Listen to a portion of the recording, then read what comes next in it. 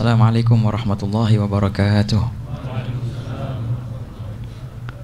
Alhamdulillah, alhamdulillahirabbil alamin, daimul ifdal azimul nawal. Allahumma salli wa sallim ala sayyidina Muhammadin al-badril mutalal sallallahu alaihi wa ala alihi wa sahbihi khairi sahbin wa al. Alhamdulillah, alhamdulillah atas berkumpulnya kita di waktu yang mulia dan di tempat yang mulia ini dalam acara rawhah. Dikatakan dalam hadis ghudwatun fi sabilillah au rawhah khairun minad dunya wa ma fiha. Kalimat rawhah dalam bahasa Arab artinya diambil daripada raha. Raha artinya berpergian di petang hari. Di sore hari juga termasuk raha yaruhu. Nah, juga dalam hadis baginda bersabda, berpagi-pagi hari di jalan Allah dan bersore-sore hari di jalan Allah itu lebih baik daripada dunia dan seisinya. Makanya diambil kalimat rawhah, ikhwan. Kita bersore-sore hari di jalan Allah Subhanahu wa taala. Jangan dianggap simpel ataupun biasa perkumpulan yang seperti ini. Luar biasa.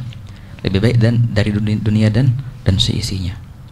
Nah, jazakallahu khair habibana Habib Muhammad Habib Abdullah Muna, Habib Abdullah bin Farid, Syekhum Salim, jazakallahu khair. Beliau istiqomah, jazakallahu khair Habib, masyaallah. Sering lihat antum istiqomah, jazakumullah khair Habibana. Habibana Habib Faruq Khirid, jazakumullah khair Habib, akramakumullah. Istiqomahin ikhwan, kajian-kajian kayak gini. Ngaji, jangan enggak ngaji. Bagus hadir-hadir majelis yang zikir atau maulid, tapi penting juga untuk hadir majelis ilmu. Wahakala. Ini menjadi dasar. Majelis ilmu, Imam Syafi'i berkata majelis ilmu itu sekali kita hadir lebih baik daripada sholat 1000 rakaat, menghantar 1000 jenazah dan yang lainnya, menjenguk 1000 orang sakit. Satu kali hadir majelis ilmu. Naam, ajib yang luar biasa. Naam, yang dibaca di majelis antum ini juga masya Allah komplit. Ilmu zahirnya ada, dibaca ilmu fikihnya. Biasanya Habib baca al-Yaqut Habib. Nah, biasa baca Yaqut. Mau tasawufnya, masya Allah, kutub ilmu Haddad. Memang dua itu harus dikombinasikan, ikhwan. Nggak bisa kalau kita cuma ahli ilmu zahir sahaja, fikihnya keren, hebat, nahunya, ilmu zahirnya bagus. Jangan cuma belajar dasar, dalamin ilmu zahir itu dan penting. Tapi jangan lupakan juga ilmu batin, ilmu dzauq. Oke, dikatakan man tafaqaha wa lam yatasawwaf faqad tafassaq.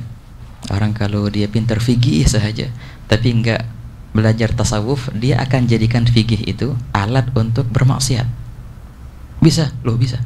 Dia akan menghalalkan riba, dia akan menghalalkan zina, dia akan menghalalkan mencuri dengan muslihat fikih. Nah, itulah fikih kalau tidak dihiaskan dengan tasawuf. Juga sebaliknya, ada yang ngaji tasawuf sahaja tapi enggak ngaji fikih. Ini lebih bahaya lagi. Man tasawwafa wa lam yatafaqqah faqad tazandag. Orang kalau ngaji tasawuf saja, naam, zikiran, khalwatan, tapi enggak ngaji hukum, enggak paham rukun-rukun wudu, kaifiyatus safar, jamak qasornya, kacau. Ini orang kayak gini, walaupun dia banyak hadir majelis zikir contohnya, bertasawuf saja, bertarekat, tapi enggak belajar fikih, ini lebih bahaya. Faqad tazandag. Dia akan menjadi orang yang zindik. Apa itu zindik? Ini yang lebih bahaya. Zindik sudah mendekati kekafiran, ikhwan. Masallallahu afiyah. Dia kira bagus, dia kira lurus, tapi salah jalan tahu-tahunya. Wahakala. Naam. Ajib. Makanya ada dulu cerita orang bertapa di goa. Bertapa nih. Khalwat kalau bahasa ini kan. Khalwat. Udah sekian tahun lamanya. Naam. Baik, bagus. Dia punya tujuan bagus, mau khalwat, berpikiran. Dia naik ke gunung khalwat di sana. Subhanallah, ada orang pas di waktu itu lagi naik gunung dia.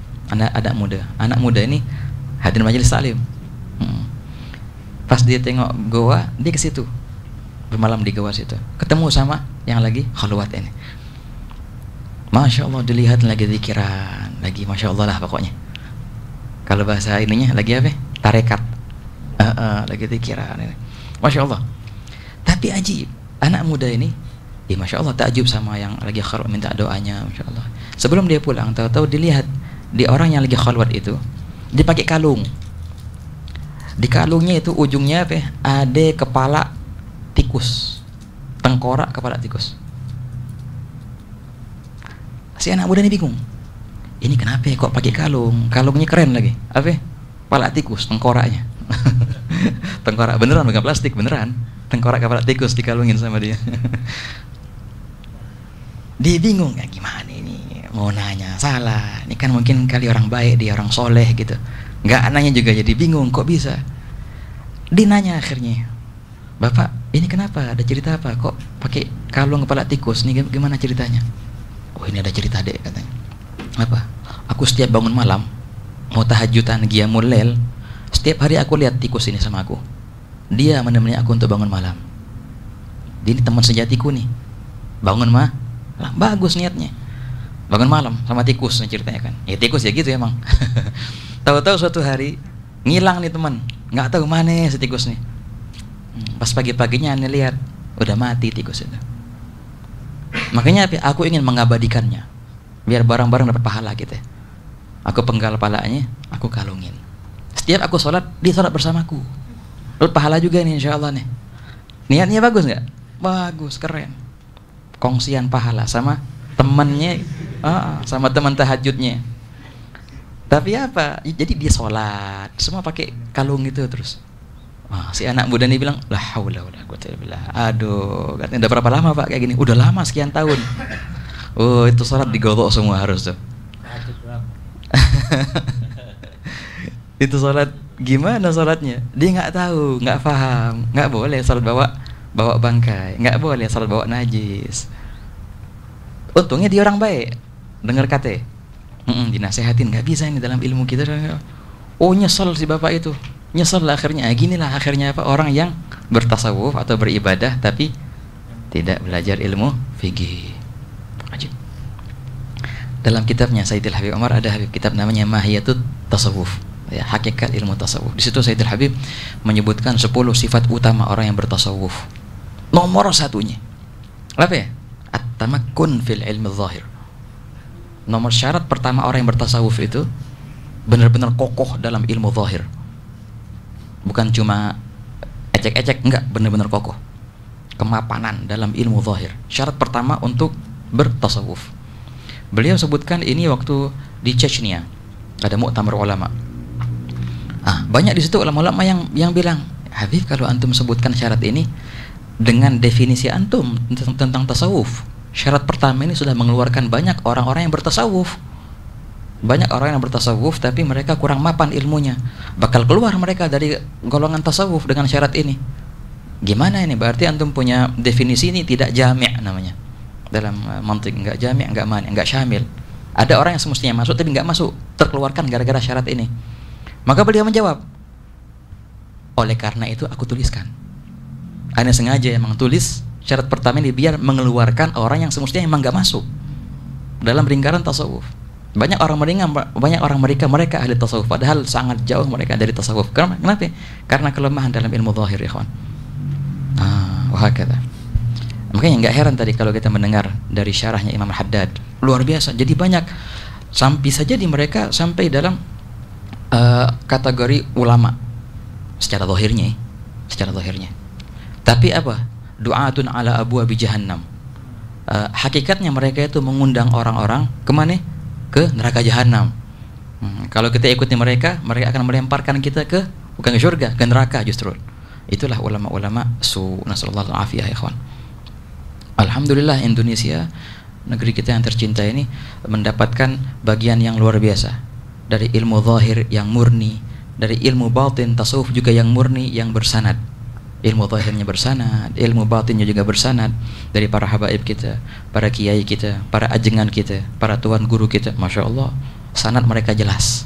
Wah, kata Imam Haddad meringkas semua ini. Tadi Habib Abdullah nyebutin tentang akidah, tentang juga fikihnya gimana, tentang juga tarikah dalam tasawuf bagaimana. Imam Haddad meringkas semua itu dalam satu bait, ikhwan. Keren Imam Haddad nih.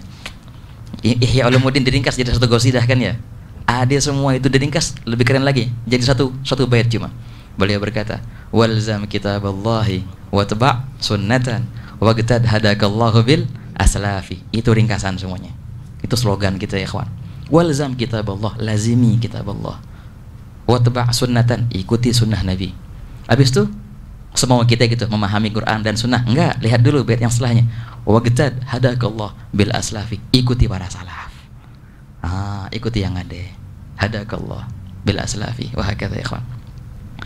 Nah, penting juga bagi kaum ulama, bagi mereka dalam penyampaian ke awam, ini penting ikhwan, apalagi di zaman sekarang. Apalagi di zaman sekarang. Banyak ilmu yang itu bisa disebarkan di kalangan umum. Ada juga ilmu, tapi hanya bisa sharing dengan kalangan khusus.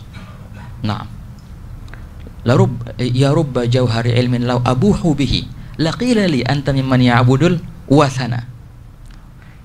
Padahal ilmu itu. Nah, makanya para ulama mereka harus melihat audiens untuk menjadi bahan bahasanya apa. Jangan sampai engkau menzalimi ilmu dengan memberikannya kepada yang bukan ahlinya. Juga sebaliknya, jangan engkau menzalimi audiens, tidak memberikan mereka apa yang semestinya mereka dapatkan dari ilmu. Nah, Imam Haddad ini luar biasa ikhwan. Imam Al-Haddad, beliau sebutkan dalam kitabnya Tathbitul Fuad. Ini top, luar biasa. Ajib, ini ajib. Beliau bilang kayak gini. Lisanud da'wah arba'ah. Lisan dakwah itu ada empat tingkatan. Tingkatan pertama, da'watul ammah bilisani syariah ila syariah. Ini tingkatan pertama. Metode dakwah di kalangan orang umum harus kita menggunakan lisan syariah. Ajak mereka untuk mereka masuk kepada lingkaran syariah. Ajak mereka, galallah, galal Rasul, ahkam syariah bagaimana, sehingga mereka bisa masuk dalam lingkaran syariah. Di kalangan orang ammah, jangan kau buka perihal hakikat, jangan kau buka perihal yang macam-macam lah. Jadi fitnah akhirnya. Da'watul ammah, ya, dengan lisan apa? Dengan lisan syariah. Ajak mereka kemana? Ke syariah. Oke, ini tingkat pertama nih. Tingkat kedua, da'watul syariah, da'wat ahli syariah bilisanit tariqah ila tariqah. Ketika engkau berhadapan dengan mereka yang sudah masuk dalam ranah syariah, sudah mulai menerapkan syariah pada diri mereka, sekarang dakwahmu ini lebih tinggi dikit.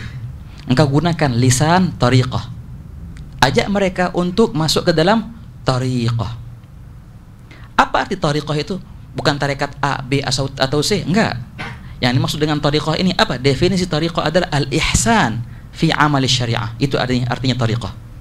Apa arti tariqat? Perfect dalam pengamalan syariat. Perfect itu namanya tarekat. Bukan tarekat A, B, atau C.